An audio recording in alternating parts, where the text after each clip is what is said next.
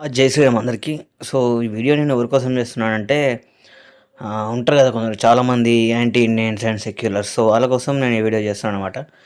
మనకి కొద్ది రోజుల క్రితం 'ద కేరళ స్టోరీ' ఇంకా 'ద కాశ్మీర్ ఫైల్స్' లాంటి మూవీలు వచ్చినాయనమాట. సో, ఈ మూవీస్ వచ్చినప్పుడు జనాలు థియేటర్‌లో ఈ మూవీ చూసినప్పుడు వాళ్ళ ఒపీనియన్ ఏందంటే ఇవన్నీ క్రియేటెడ్ స్టోరీస్, ఫేక్ ఇంకా ఇవన్నీ కల్పితాలని చెప్పి చాలామంది అన్నారనమాట.